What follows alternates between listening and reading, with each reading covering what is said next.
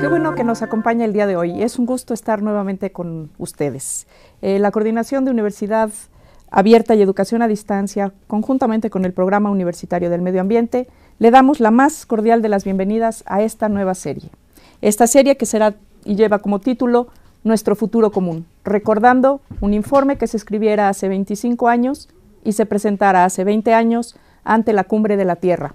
Un informe en el cual se buscaba, se presentaban las ideas y los problemas de entonces ambientales, relacionándolos por primera vez de una manera fuerte y clara con la temática social y la temática económica.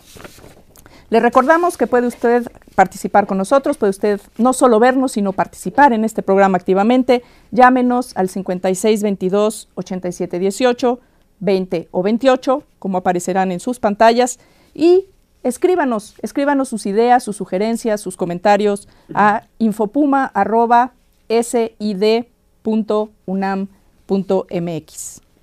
También le informamos que el día de hoy tenemos un ejemplar del libro México frente al cambio climático. Estamos, de hecho, entregando 3 ejemplares a aquellas personas que se comuniquen con nosotros. Primero, le regalaremos uno de estos títulos. A continuación, quiero presentarles ustedes el día de hoy a nuestros invitados que nos acompañarán a lo largo de este programa. El doctor Sergio Guevara Sada, quien fuera director y actualmente es investigador del tiempo completo del Instituto de Ecología de Jalapa, el INECOL. Sergio, muchísimas gracias por estar el día de hoy con nosotros. Un gusto. Y bueno, nos acompaña también el licenciado Enrique Provencio, quien es consultor y profesor de políticas ambientales en su casa de estudios, la UNAM. Bienvenido, Enrique. Gracias. Muchas gracias por acompañarnos. Y bueno, pues le vamos a invitar a que nos acompañe en esta serie Nuestro futuro común, la cual consta de varios capítulos, que son 6. Iniciamos el día de hoy con a 25 años del informe Brundtland, así se denomina por el nombre de la persona que coordinó el informe. Después tendremos un programa denominado México Sustentable, estamos cerca o muy lejos de la sustentabilidad, se entiende. El tercer programa será Nueva Institucionalidad, ¿qué estamos haciendo para construir este andamiaje para poder movernos hacia la sustentabilidad? El cuarto programa, que será la construcción social del ambiente. El quinto programa, Educación para la sustentabilidad. Y el sexto, la geografía de la esperanza. Todas aquellas acciones que a lo largo y ancho de este país se están haciendo para poder conservar nuestros recursos naturales y poder avanzar en un país más justo social y económicamente. Como decía hace un momento, hace 25 años, la Comisión Mundial sobre Medio Ambiente encargó este informe, el informe Brundtland, Nuestro futuro común. Y esta comisión fue dirigida, encabezada por quien fuera entonces la ministra de Suecia, la doctora Gro Harlem Brundtland. En este informe, que se hace un reporte socioeconómico, no solo de la temática ambiental, sino también de la social y económica, se preparó para la primera conferencia de Río, la primera cumbre de la Tierra. Este año tenemos la segunda conferencia 20 años después, y va a ser muy interesante evaluar qué es lo que ha ocurrido en estos 20 años desde que se propuso el desarrollo sustentable como una forma de encaminarnos hacia un mundo más equitativo, social, económicamente y más responsable con nuestro medio ambiente. Los vamos a invitar ahora a que nos acompañen para introducir el programa del día de hoy a una cápsula que se ha preparado para que usted la vea. Vamos para allá.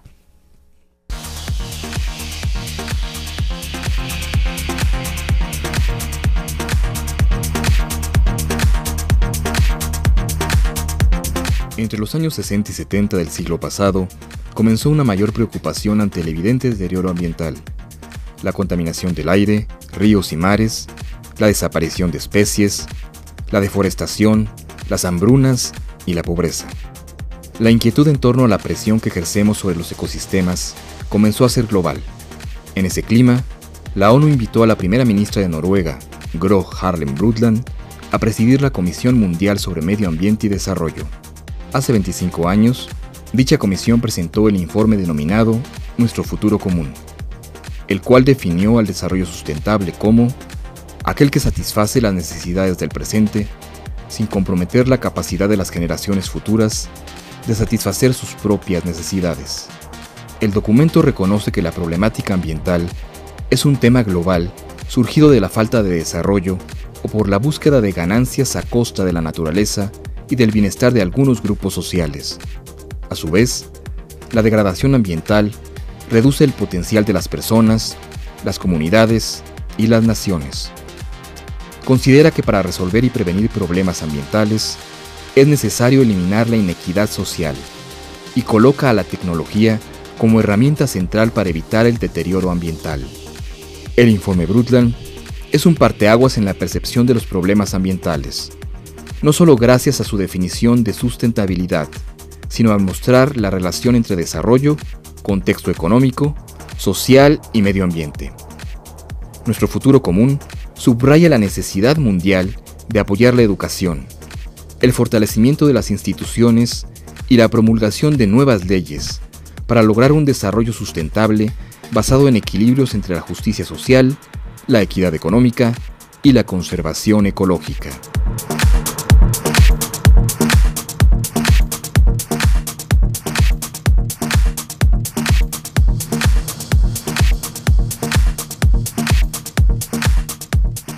Bueno, le debo una disculpa, le dije que Gro Harlem Brundtland era sueca, en realidad es noruega. Están cerca, pero no son lo mismo, ciertamente. Bueno, vamos a entrar a nuestra plática del día de hoy con nuestros invitados. Y quisiera yo arrancar un poco con que tratáramos de abordar, vamos a ir tejiendo qué ha sido el informe, cuál ha sido el impacto de este informe a lo largo y ancho del planeta y en particular en nuestro país. Pero seguramente usted ha oído hablar de desarrollo sustentable. Seguramente usted piensa, ¿qué quiere decir desarrollo sustentable? Hoy todo es sustentable, ¿no? Un coche es sustentable, una construcción es sustentable, un gobierno es sustentable, una universidad es sustentable. ¿Qué queremos decir cuando hablamos de sustentable? ¿Cuál es realmente el fondo de este término o de este concepto y cuál es la carga que lleva en términos de responsabilidad hacia quienes la usan? Enrique. Bien, como dices, todo se volvió sustentable al tiempo que se estaba haciendo insustentable. Y ese es un primer aspecto que hay que tener presente. Hay un abuso, un uso, pero también un abuso de un concepto que es muy proteico y que tiene muchas interpretaciones porque se refiere a asuntos muy distintos. Pero en el sentido original del informe Nuestro Futuro Común, que como bien decías en la introducción, se presentó hace 25 años, había al menos 4 dimensiones de sustentabilidad. Una que tiene que ver con la cuestión ambiental propiamente dicha, ecológica y otros aspectos, una económica, otra social y una más institucional. En la iconografía del desarrollo sustentable se acostumbró interceptar 3 círculos, pero faltaba el institucional. El informe Nuestro Futuro Común enfatizaba mucho la parte institucional. Y entonces, en ocasiones, unos nos referimos a la parte ambiental, otros a la económica, otros a la social, unos más a la institucional.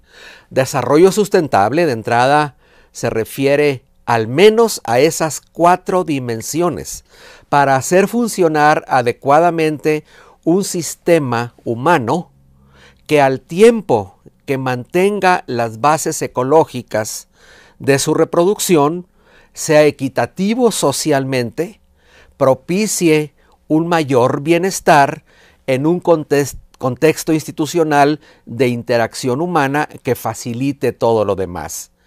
En esas 4 dimensiones, nuestro futuro común, centraba la discusión, aspecto que en su momento me parece fue sumamente importante. Hace un cuarto de siglo, cuando el informe pone en el centro de la discusión este aspecto: cómo lograr sociedades que ecológicamente se mantengan, socialmente sean equitativas y económicamente generen bienestar para la mayoría de la población. Claro.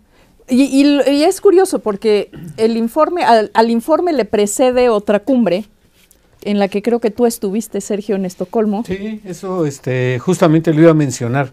Esta historia del desarrollo sustentable o sostenido, porque en realidad el informe Brundtland habla más de sostenido que sostenible o sustentable, surge en el 72 en la primera conferencia de Naciones Unidas, el hombre y su medio ambiente. Entonces, cada 20 años ha ocurrido eso. Ese momento es el que hacía crisis esta idea del deterioro ambiental. Entonces, a partir de eso, yo quiero citar otro evento. Entre esta reunión del 72 en Estocolmo, ¿no? Fue en Estocolmo, además. Después ocurrió otro evento que me parece que es muy importante, que es el surgimiento del Programa del Hombre y la Biosfera de UNESCO, en medio, por ahí, a mediados de los 70s, medio reforzando lo que estaba pasando ahí, y de ahí, con el informe Brundtland y con las reservas de biosfera, se llega a Río para la reunión del 92, que fue la que le siguió, y ahora estamos en la puerta de Río +20, ¿no? Yo creo que efectivamente ha habido una gran preocupación, pero Brundtland sí señala una cosa que a mí me parece fundamental, que es, estoy totalmente de acuerdo con lo que dice Enrique, pero creo que plantea la divergencia muy fuerte que hay entre la economía y el medio ambiente, ¿no? De cómo la economía aprovecha el medio ambiente, pero ignora su renovación natural. Entonces, creo que uno de los puntos fundamentales, que no es nuevo, pero que lo trata de manera muy lindo el informe Brundtland, es que el desarrollo tiene que estar basado en la capacidad de renovación del medio ambiente natural. O sea, que debe estar enmarcado en las capacidades biofísicas del planeta y que lo que podemos usar son los intereses, no el capital natural. Esto a mí me parece fundamental.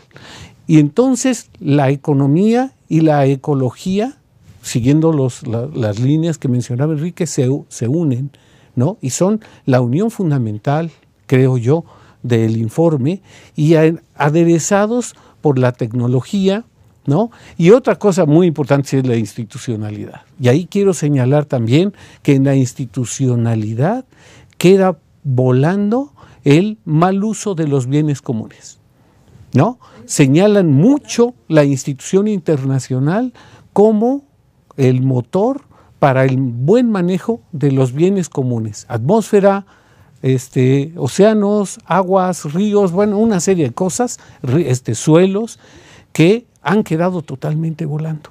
Entonces ahorita yo creo que tenemos las bolitas que dice, me las imaginé, las que dice Enrique, de pronto efectivamente se sobreponían, pero ahorita las estoy viendo, ¿no? Así volando en el espacio, separadas, de pronto, sí, ¿no? Y de pronto haciendo coalición de todas ellas, pero no hemos atendido realmente, ni siquiera la ONU ha atendido bien el informe Brundtland. Yo creo que ni siquiera lo han leído bien con cuidado todos. Esto es una recomendación para todos. El informe es accesible porque una de las características del informe, y así se exigió, es que pudiera ser entendido por propios y por ajenos. O sea, es sencillísimo de entender. Entonces, no leerlo es un error. Sí, porque además lo que ocurre, y podemos verlo en los discursos infinitos sobre sustentabilidad y sobre medio ambiente, que no hay realmente un conocimiento ya no solo del informe, sino de los conceptos que se plantean en el propio informe. Y por eso escuchamos decir que todo puede ser sustentable, hasta cómo hacer un zapato o cómo construir una casa. Y en realidad el tema de la sustentabilidad no se está refiriendo exclusivamente o básicamente a la vida diaria de una persona, sino a la actividad de una sociedad, de un grupo social, ¿no? De un conjunto. Puede ser un pequeño pueblo, puede ser una gran ciudad, puede ser un país, pueden ser muchos países. Y esa es un poco la dimensión que se pierde, y por eso de pronto encontramos que la gente dice, pero yo, ¿cómo puedo ser yo sustentable? Pues una persona sola en medio de un espacio que no lo es, difícilmente puede hacerse sustentable. O sea, puede realizar prácticas más ambientalmente amigables, pero difícilmente esa persona sola, que es un poco, yo siento, y es ahí donde quiero ir ahora, en esta parte de la institucionalidad que ambos remarcan, de pronto se le cargó a la gente la responsabilidad de la sustentabilidad. Y es que ¿cómo vamos a ser sustentables si la gente no hace? Cuando en realidad debiera de ser la sociedad, a través de sus espacios institucionales, la que se organiza.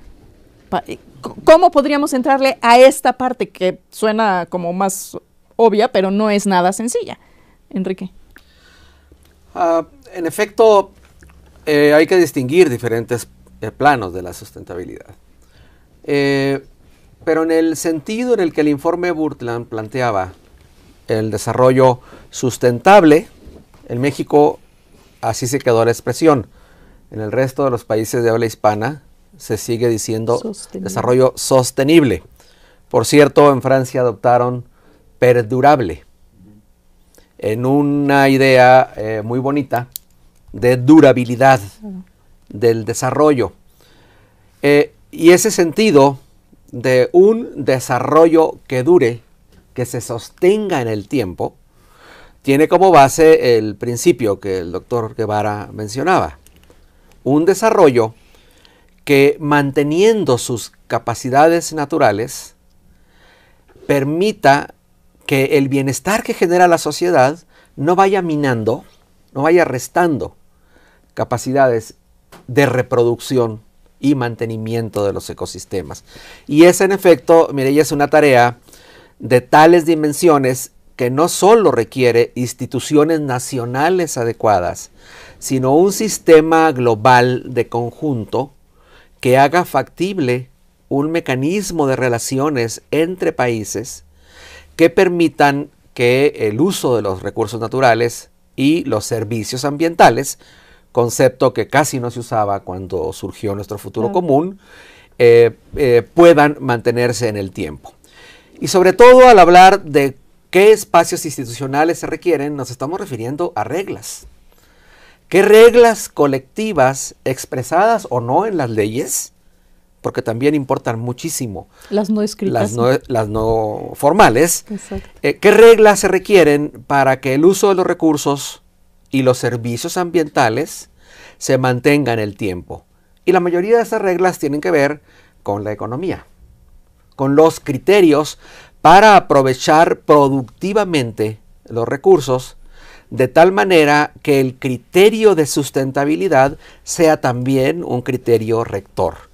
Y esas reglas, unas tienen que ver con las leyes, otras tienen que ver con el funcionamiento de los mercados, otras tienen que ver en la vida cotidiana con los valores de las personas también, unas más tienen que ver con las reglas comunitarias. Claro. Y ese sistema de reglas es el que todavía no logramos arreglar, para usar de otro modo la palabra. Claro, ¿no? Claro. Sergio, cuando hablamos de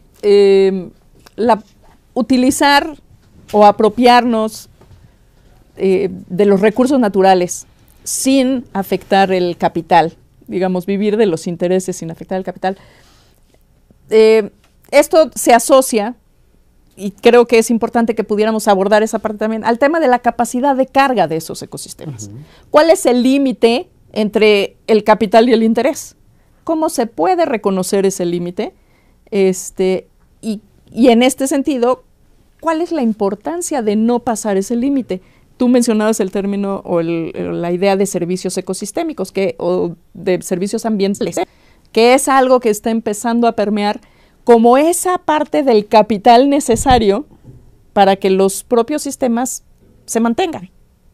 Porque, no solo porque se ven lindos o porque son bonitos, sino porque de ellos también sobrevivimos las personas. Que por más que nos moleste a veces, pues no dejamos de ser una especie más en este planeta, ¿no? ¿Qué es la capacidad de carga, Sergio, en un ecosistema o en un sistema biológico? Sí, la capacidad de carga fue un término que probablemente llevó a la ecología al foro de los recursos naturales, ¿no? O sea, la ecología, la pobre ecología, ¿no? Fue jaloneada hacia el foro del manejo de recursos naturales y aprovechamiento y todo, cuando en realidad tenía una juventud teórica y metodológica muy grande, y tiene, ¿no? O sea, es poco ético a veces por parte de los ecólogos de tratar de tomar la palabra, porque en realidad la ecología todavía es una ciencia bastante endeble, en construcción. Pero sí, a partir de la capacidad... Bueno, y eso lo dice alguien que se ha dedicado a la ecología toda su vida. Bueno, así, sí, ¿no? Sí, mea culpa. Pero a partir de la capacidad de carga, yo creo que debemos hablar más de la renovabilidad de los ecosistemas o de los sistemas naturales, o de la renovabilidad del sistema biofísico del planeta, ¿no? Ya deja los ecosistemas por un lado. Creo que debemos pasar a encontrar los indicadores que nos permitan detectar qué tan renovable es un sistema. Por ejemplo, uno de los indicadores fundamentales que tenemos que manejar es la capacidad de regeneración natural de los ecosistemas. Si no conservamos la capacidad de regeneración natural, nuestra capacidad de restauración de los ecosistemas es verdaderamente risible comparado con el monto que tenemos que recuperar. No, y el costo. No, y además es un costo humano, es un costo económico, y probablemente sea irrecuperable con el conocimiento que en este momento tenemos de los procesos mismos. Tenemos que dejar que los sistemas de regeneración funcionen, ¿no? Respetarlos hasta que los podamos manejar correctamente. En este momento no los podemos manejar. No podemos manejar ni siquiera la renovabilidad y la fertilidad del suelo, que es uno de nuestros grandes problemas. No lo podemos manejar, ¿no? No, de hecho, todo el sistema de aplicación de fertilizantes ha conducido a un empobrecimiento, a un mayor a una pérdida de los suelos. O sea, y eso es esa separación entre la renovabilidad y el aprovechamiento, es donde tenemos una buena parte de todos nuestros problemas. Una de las cosas que es una cuestión de discusión, pero que no me gusta tanto del informe Brundtland, es la beligerancia que le da a la tecnología. Creo que entiendo bien que es tecnología sensu lato, pero en realidad hay una parte muy importante que es el conocimiento de los procesos biofísicos de los ecosistemas. Y eso no es un problema tecnológico, es un problema de conocimiento. De ciencia. Y no puedes asignarle ni a la economía ni a la tecnología, como lo hace Brundtland, el papel de recomponer el conocimiento, generar el conocimiento. Creo que ahí hay una cosa más profunda y que tiene que ver con la participación social. Conocimiento, ¿no?, científico, generado de diversas maneras, y el conocimiento tradicional. Un término que ahora se usa mucho, que es el diálogo de saberes. Hay una cuestión muy importante que ya tiene que ver con la pobreza, con los recursos, con el conocimiento, y los mezcla en otro contexto. Yo creo que a nivel mundial no se ha superado el informe Brundtland, pero ya se debe superar en algunos puntos. Tiene puntos que van a ser para siempre, pero ya hay algunos puntos en que se debe superar, y por ahí va, yo creo. Sí, en esta parte creo que es bien interesante, y me gustaría que, regresando de nuestra pausa, pudiéramos platicar de... Claro, el informe Brundtland se hizo hace 20 años, bueno, 25 años, y se presentó hace 20 años, en donde había una clara apuesta que la tecnología nos iba a resolver todos los problemas en los que nos fuéramos metiendo como humanidad. Y claramente muchos de los problemas en los que nos hemos ido metiendo han sido agravados por la propia tecnología. Entonces, creo que sería bien interesante que pudiéramos entrarle a esa discusión para que pudiéramos... No se trata de desprestigiar o de demeritar el término o el quehacer de la tecnología. Al contrario, ha sido realmente importante. La calidad de vida, el que usted nos vea hoy por la televisión, el que podamos estar en su sala conversando con usted, es parte de esa tecnología. Pero hay cosas que hemos hecho sin pensar dos veces el efecto que estas podrían tener, y que es un tema que se ha ido afianzando, sobre todo en la parte de conservación o de preservación de los sistemas biológicos y de la salud, que es el tema del principio precautorio, ¿no? ¿Cómo utilizamos la tecnología? ¿Cuándo la utilizamos? ¿Dónde la utilizamos? Y los efectos que esto va a tener cuando no los conocemos, si podemos utilizar o no esta idea del principio precautorio. Y es decir, pues si no sé cuál va a ser la consecuencia, mejor no lo hago, o lo hago poquito para ver cuál va a ser el impacto.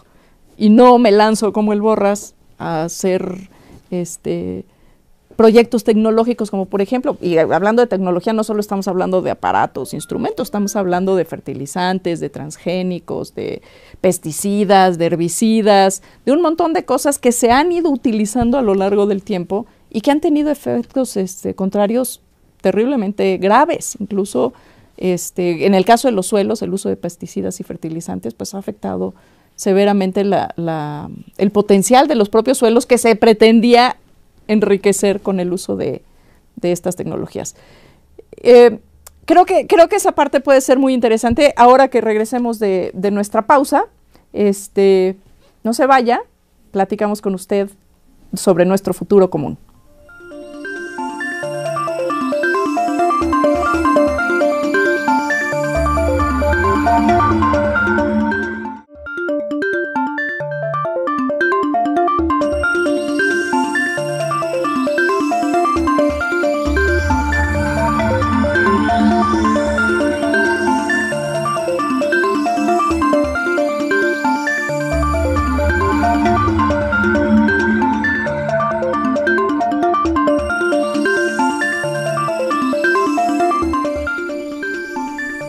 Qué bueno que sigue con nosotros en esta serie Nuestro Futuro Común. Les recuerdo nuestras vías de comunicación para sus sugerencias, sus comentarios.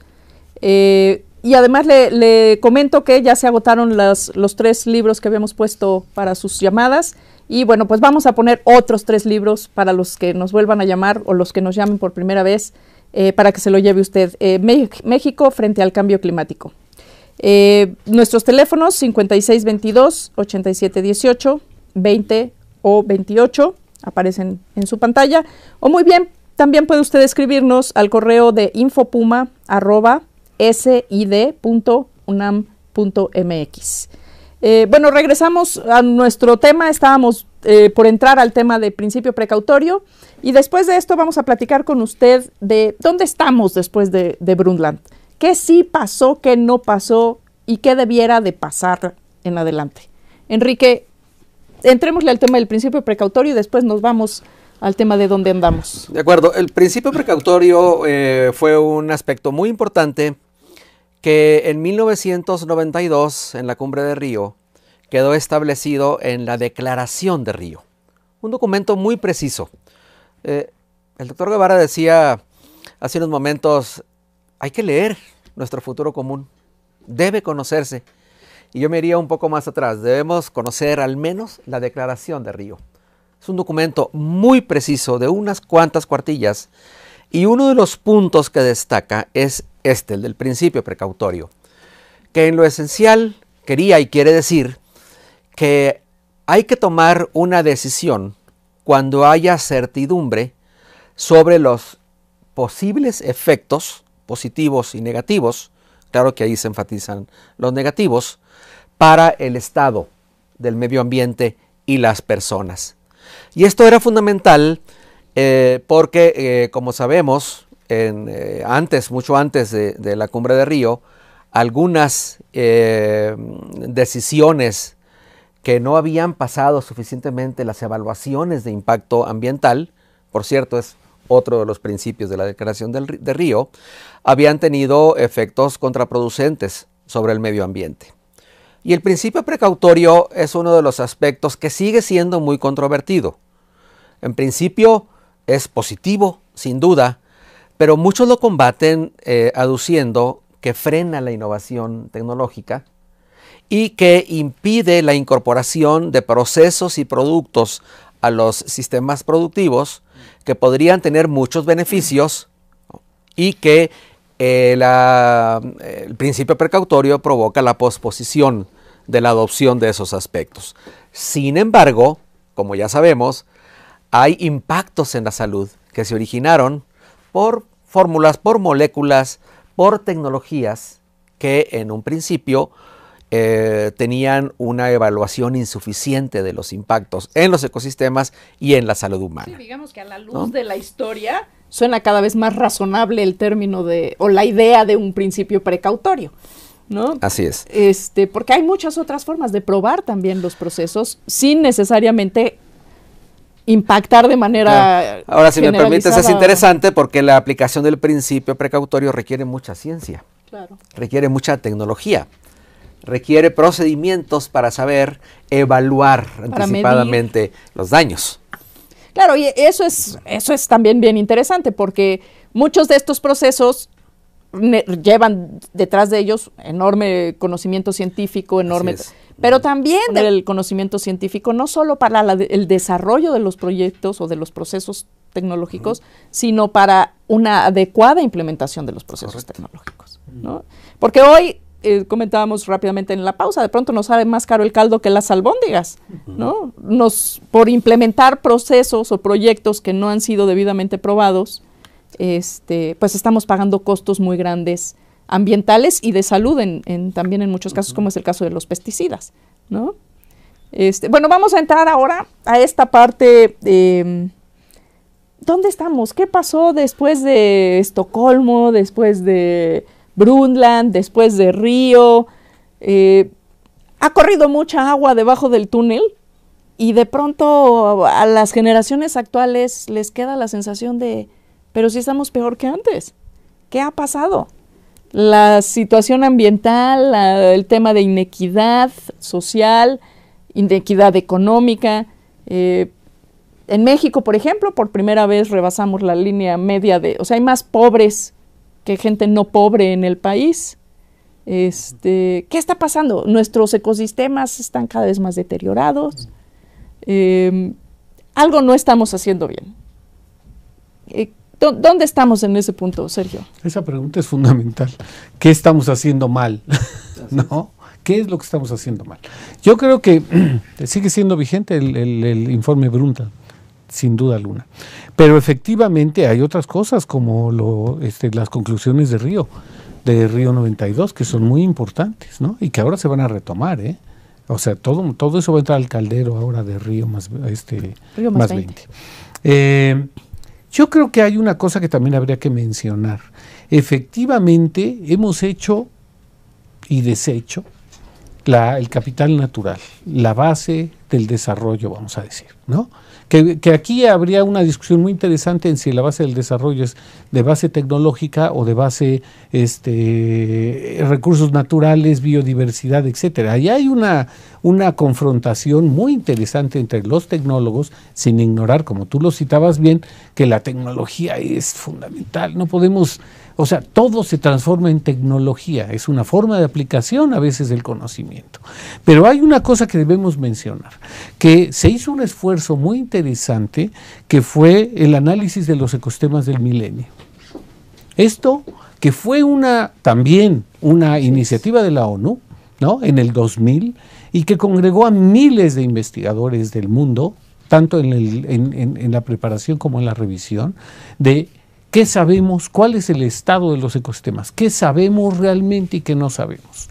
Esto es otro documento que las personas debían revisar, porque hay un resumen muy interesante, gratuito en la red, en español, perfecto, maravilloso, y nos dice que tenemos grandes huecos, pero que avanzamos muchísimo.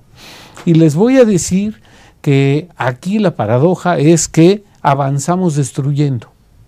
Esto es, la destrucción nos ha llevado a una generación de una cantidad de conocimiento y de entendimiento de los ecosistemas importante, que ahora podemos trasladar en aplicaciones tecnológicas de restauración de los ecosistemas. Entonces, el conocimiento avanzó a partir de ello, sin duda alguna, hay que reconocerlo. No era el camino que hubiéramos querido, pero de alguna manera es esto lo que sustenta el que salga este principio precautorio.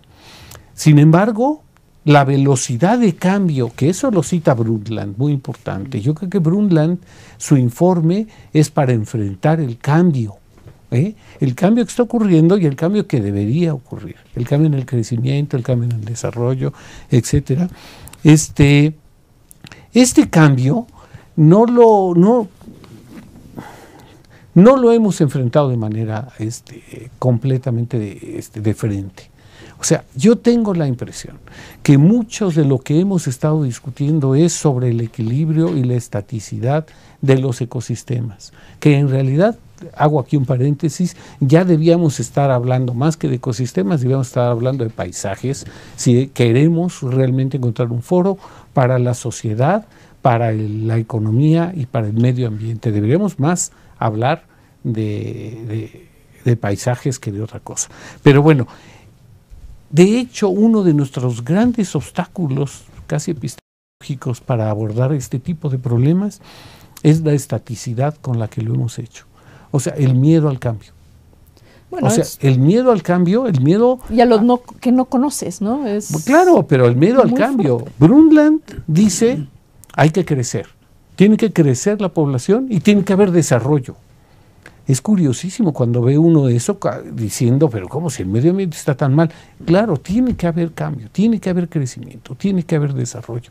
Y además hay un cambio en el medio ambiente. O sea, no podemos presumir de utilizar los recursos naturales sin influir en la naturaleza. Ese me parece es un punto importante. No podemos. Pero, a ver, Enrique, es claro que tenemos que desarrollarnos. No podemos condenar a miles de millones de seres humanos a vivir perennemente en la pobreza. Claramente algunas generaciones pues no van a haber conocido más que la pobreza, pero no puede ser ese el destino que nos pongamos enfrente, ¿no? Nuestra visión. ¿Cómo podemos desarrollarnos, no solo como país, sino como humanidad, de una manera que haya equidad social y conservación de los ecosistemas? Porque también desde antes de Brundtland pareciera que Brundtland hubiera podido terminar con ese debate, pero sigue siendo muy vigente el de primero hay que desarrollarnos para después conservar. ¿Cómo podemos avanzar desarrollándonos y conservando? El punto que acabas de mencionar ha estado en la discusión exactamente hace 40 años. En la cumbre de Estocolmo sobre medio ambiente humano, la primera ministra de la India, señora Gandhi, planteó el tema con toda claridad. Y lo que decía entonces ella en 1972 era que no había que postergar la superación de la pobreza en aras de la conservación y no buscar tampoco un desarrollo que destruyera la naturaleza y, peor aún, tampoco sacar a la gente de la pobreza. Ese tema se recuperó en 1992, se planteó con toda claridad y por eso el principio 1 de la Declaración de Río pone el desarrollo humano en el centro del proceso de expansión de la producción de riqueza y bienestar.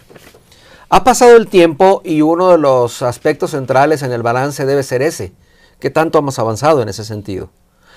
en los últimos 20 años, sin duda, a nivel global, ha habido un incremento en la disposición de bienes físicos, de riqueza material. Y de hecho, en muchos países ha habido una reducción de la pobreza. Correcto. Lo que no ha habido en el mundo es una reducción de la desigualdad. Ahora lo reconocen propios y extraños. Es más, yo creo que se ha agravado, ¿no? Sí, aun cuando hace unos años todavía se discutía, ahora se acepta universalmente. El mundo es ahora más desigual que en 1992. Hay una gran variación entre países y regiones, etcétera, pero ese es un punto central. Y el tema de la equidad, de la reducción de la desigualdad y del acceso más equitativo al bienestar por parte de la población era uno de los temas centrales del informe Brundtland y de los documentos que produjo la Cumbre de Río de Janeiro en 1992. Ese es uno de los aspectos paradójicos. Se ha incrementado la riqueza en el mundo. De hecho, de 1992 al 2012, la producción mundial se ha multiplicado por 3, el comercio mundial ha crecido casi en 8 veces y la globalización ha generado tal flujo de bienes y servicios que el impacto en los ecosistemas es muy superior al que existía en 1992, a pesar de que en muchos países se avanzó con las políticas ambientales. Y esa es la paradoja. 1992 y el informe Brundtland, conjuntamente, produjeron un gran avance de las políticas, una oleada de innovación legislativa, nuevas prácticas económicas, cambios culturales, pero que no han sido suficientes. Y estamos llegando a Río +20 sin un informe Brundtland, por cierto. Sí, claro. Ese está vigente. No hay un nuevo documento que supere a ese, a pesar de que hay una gran explosión de conocimiento sobre el medio ambiente. Y de gente, mucha más gente de trabajando científicos, el tema, de involucrada, tecnólogos, comprometida. de participación ciudadana. Es decir, han cambiado muchas cosas. Sería tonto decir que las cosas están peor en todo sentido. No es cierto. Hay una gran innovación, hay más conocimiento, hay más intervención para proteger el ambiente. Sí. Pero también hay más presión humana en los ecosistemas. Hay más desigualdad. Y por tanto, el principio básico del desarrollo sustentable sigue vigente. Fíjate qué bueno que comentas esto. Hace poco me tocó escuchar en una presentación a una persona del Programa de Naciones Unidas para el Medio Ambiente, y presentaba esta nueva idea, no sé si es una nueva idea, pero nuevo concepto, nueva forma de ver el tema, que le denominan economía verde. Y yo le pregunté directamente, bueno, ¿por qué economía verde y no desarrollo sustentable? Y para mi inmensa sorpresa me contestó que el desarrollo sustentable era para las ONGs. No puede ser. Y yo me quedé ciertamente muy preocupada, porque lo que no se dijo es, ¿y qué se queda fuera ya? O sea, economía verde, ¿qué deja fuera de aquello que se entendía como desarrollo sustentable? ¿Qué dimensión estamos dejando fuera? ¿La natural? ¿La social? Ciertamente no la económica. Esto, no sé cómo se vaya a traducir en Río la discusión sobre el tema de economía verde y desarrollo sustentable, pero creo que es un tema que está sobre la mesa. Sí. Esta nueva visión, sí, ¿no? De todo, hagamos las cosas verdes, y no sé para dónde vamos con esto, Sergio. ¿Tú qué te genera este? A ver, a mí me sugiere un descubrimiento de ecólogo ignorante, ¿no? Yo me he dedicado a las reservas de biosfera durante los últimos años. De eso podía hablar, y de hecho, en un momento dado me gustaría citarlas como un buen ejemplo de desarrollo sostenido, sustentable, como ustedes quieran, ¿no? Uno de los ejemplos. Pero lo que yo he descubierto en las reservas de biosfera, que se basan, no necesariamente, pero se basan en una buena parte en la conservación de la diversidad biológica, es que la conservación de la diversidad biológica se da no solo en los núcleos de alta concentración de diversidad biológica, sino sobre todo en los sitios de agricultura bien llevados. Y me lleva al término de la agricultura multifuncional y de la seguridad alimentaria. Yo creo que la economía verde va por ahí. Hay un abandono de la tierra. ¿Por qué? Porque hay una deforestación, hay una pérdida de suelos, hay una pérdida de sitios productivos. Y la producción de alimentos está bajando. O sea, todavía se mantiene muy alta, pero está bajando. Si comparamos el crecimiento de la población a nivel del mundo con la producción de alimentos, se nos pueden caer las pestañas del susto, porque en realidad está ya el crecimiento de la población superó la producción de alimentos. No quiere decir que no haya superávit de alimentos en ciertas regiones y en otras no. Ahí hay un problema muy serio. Tenemos que volver a la producción de alimentos como una manera de revitalizar los ecosistemas, de utilizar los recursos naturales de la biodiversidad. La biodiversidad, ahí también habría que discutir si es un recurso natural o genera recursos naturales. No importa, para este caso yo creo que tiene una relación muy importante con el suelo y con la producción de alimentos. Y la producción de alimentos es una forma de renovar los ecosistemas, de renovar los sistemas sociales, de innovar en el manejo de los recursos naturales, pero con una visión multifuncional. No sé si esto coincide con la economía verde, yo creo que la toca, pero es mucho más profundo y está enraizado en las reuniones internacionales de la ONU, en Brundtland, y está en Millennium, y está también en reservas de biosfera. Eso habría que retomarlo.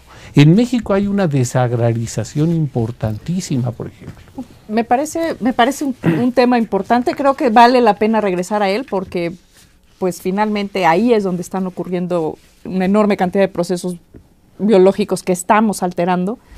Pero antes de regresar a esta discusión, a este tema, le vamos a invitar a que vea una cápsula en la que tratamos de presentarle a usted un poco más con imágenes qué es el desarrollo sustentable.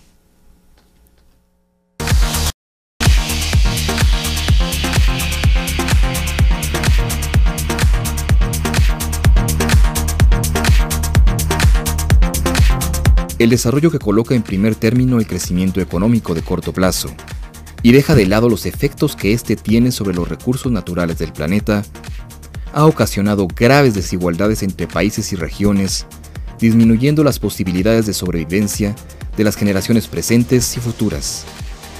Ante ello, se ha planteado la necesidad de transitar hacia el desarrollo sustentable, que para una sociedad significa tener mejor calidad de vida sin afectar al medio ambiente y por lo tanto requiere que existan condiciones económicas, ecológicas, sociales y políticas que permitan el funcionamiento de los ecosistemas, las comunidades y las naciones en forma armónica, en el tiempo y en el espacio. Una sociedad no puede ser sustentable cuando se destruye la base material de la economía, es decir, cuando se terminan los bienes de la naturaleza o cuando la riqueza de un sector se logra a costa de la pobreza de otro. Para alcanzar el desarrollo sustentable, no hay un método establecido. No hay fórmulas mágicas. Las estrategias a implementar dependen de las condiciones sociales, políticas y económicas del lugar, así como de sus condiciones ambientales y recursos disponibles. La sustentabilidad requiere un compromiso amplio y colectivo que incluya una racionalidad diferente frente a la naturaleza y el consumo, tomando en cuenta que el planeta y los sistemas que sustentan la vida en él son finitos, tienen un límite, y lo estamos alcanzando. La sustentabilidad tiene que pasar una prueba de tiempo, de práctica, de apreciación social y de crítica. La sustentabilidad es un compromiso con las poblaciones humanas presentes, futuras y con todas las otras especies que habitan la Tierra. Nuestro ritmo de extracción de los recursos naturales y de producción de desechos ponen en riesgo la vida en el planeta, o al menos la permanencia en él de la especie humana.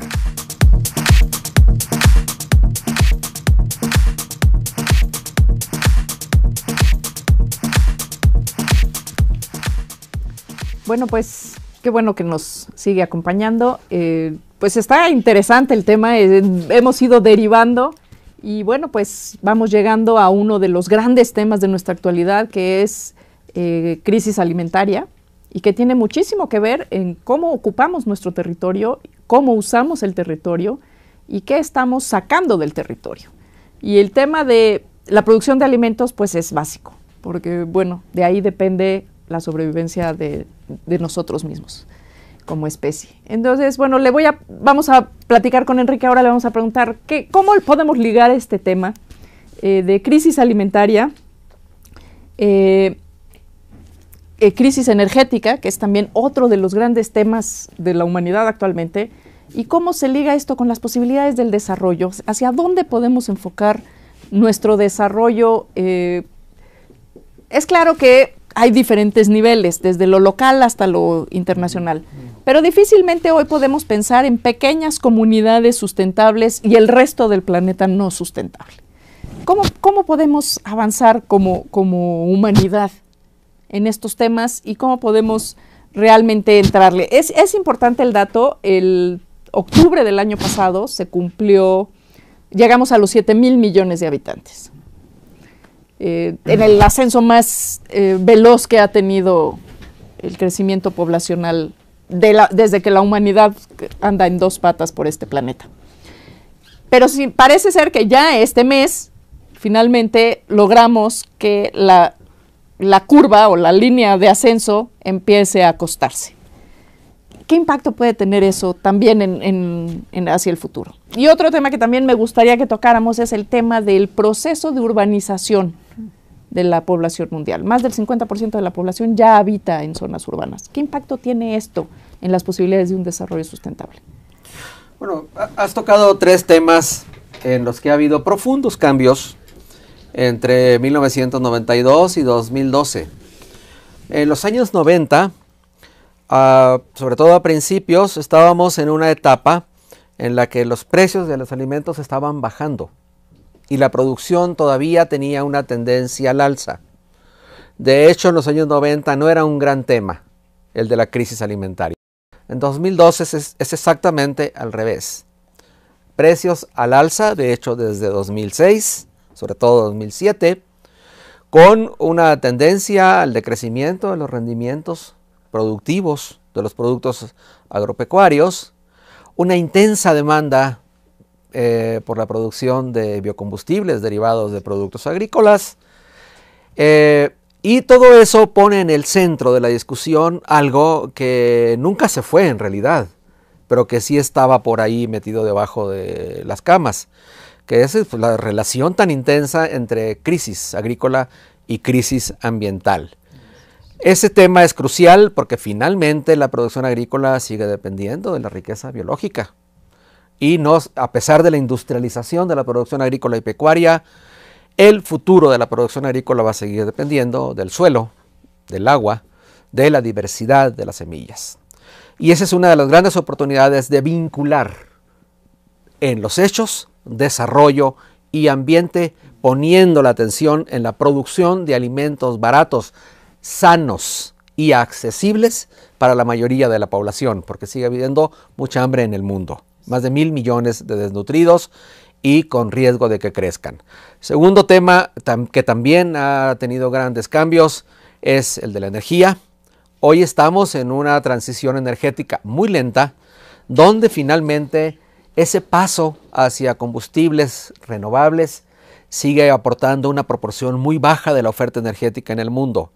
Pero además estamos ante un escenario mundial muy peligroso, un estancamiento en las negociaciones de cambio climático. La cumbre de 2012 en Río de Janeiro, Río +20, se da en un contexto de gran desilusión por las negociaciones internacionales y de hecho en el contexto de crisis del multilateralismo, porque Naciones Unidas está siendo incapaz de conducir un proceso de negociación global. Es otro gran tema, la reforma institucional. Los temas graves, ¿no? La pérdida de fuerza de una institución multinacional como es Naciones Unidas. Estamos acercándonos ya al fin del programa. Sergio, unas palabras de cierre, palabras finales para despedir este programa. Socorro. Socorro, auxilio. Bueno, unas palabras muy breves. Yo espero que este tema, a mí me apasiona el tema de la crisis agrícola alimentaria y el uso de los recursos. Creo que es una de las salidas más claras que tenemos para la conservación de la diversidad cultural, de la diversidad biológica y realmente de renovar nuestros ecosistemas y de mantener nuestro capital natural. Creo que está sí en la conservación de núcleos densos, pero sobre todo en el uso de los recursos para la producción agrícola. Creo que esto nos va a restaurar también una parte social y económica muy importante que también lo trataremos en otro programa, tiene que ver con la parte urbana. La relación entre el medio ambiente urbano y el rural está haciendo crisis, y sobre todo en un país como el nuestro, ¿no? En donde pues la gente está viviendo de la tecnología y está abandonando el campo para crear una economía que ni siquiera me la puedo imaginar. Exacto. Yo espero que nuestro futuro común sea mejor que el que y sobre todo para las generaciones que vienen. Bueno, le agradezco la presencia de nuestros invitados el día de hoy, el doctor Sergio Guevara Sada, el maestro Enrique Provencio, y le invitamos a que venga con nosotros el próximo martes. Seguimos con esta serie, Nuestro Futuro Común, con el programa México Sustentable. ¿Estamos cerca o muy lejos? Muchísimas gracias por haber estado hoy con nosotros. Gracias a nuestros invitados por su presencia. Muchas gracias.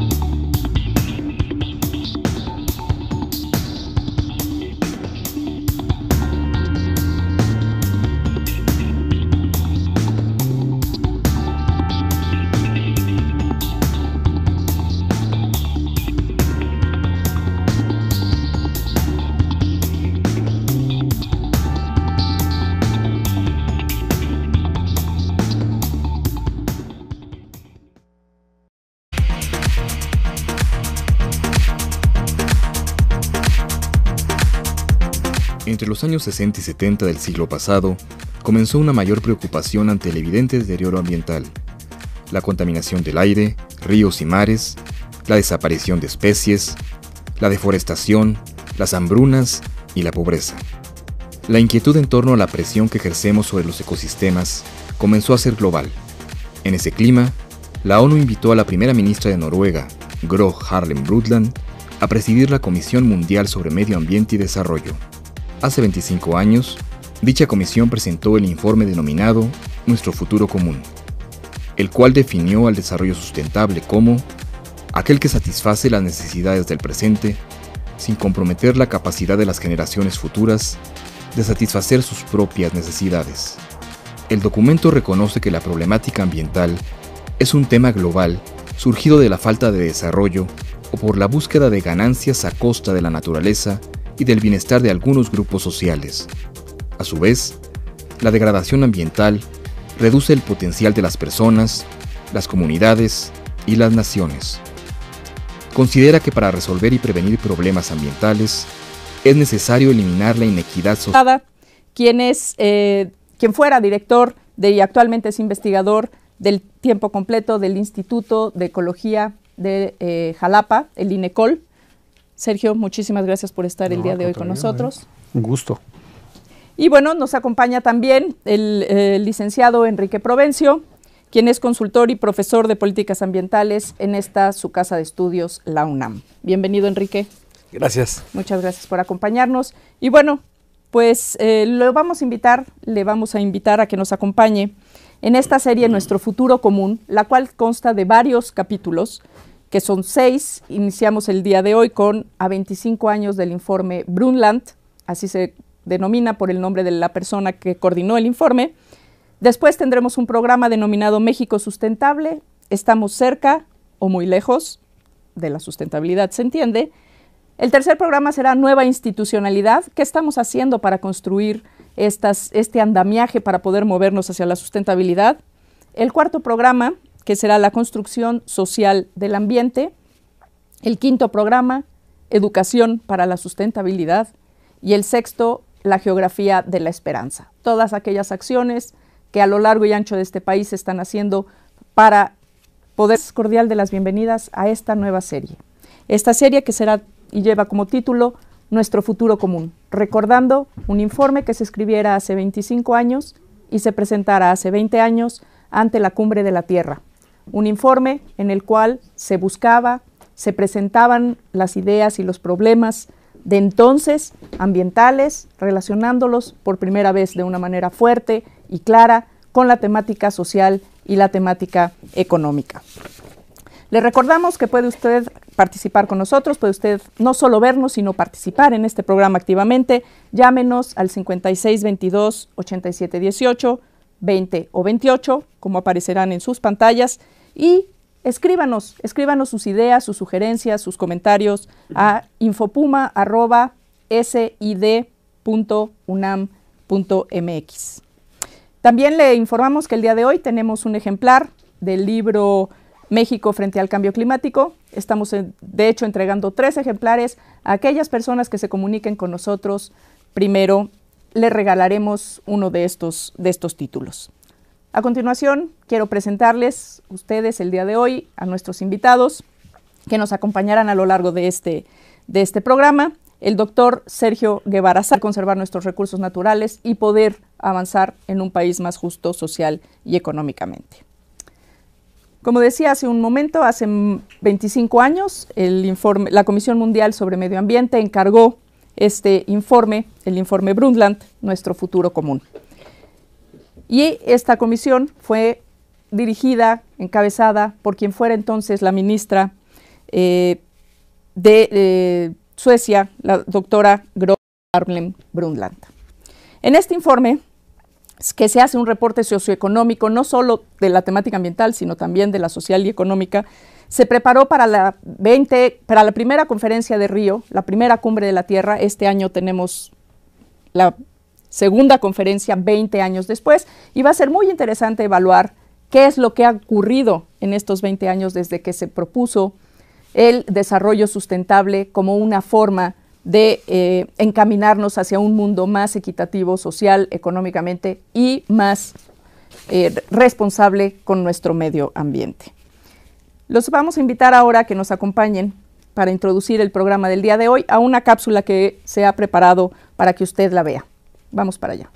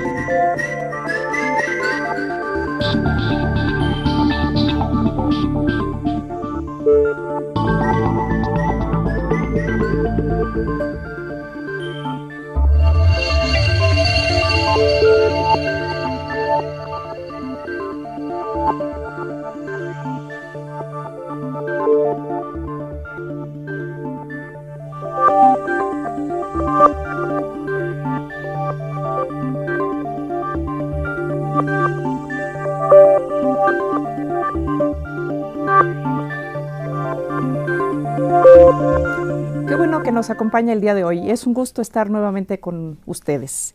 La Coordinación de Universidad Abierta y Educación a Distancia, conjuntamente con el Programa Universitario del Medio Ambiente, le damos la más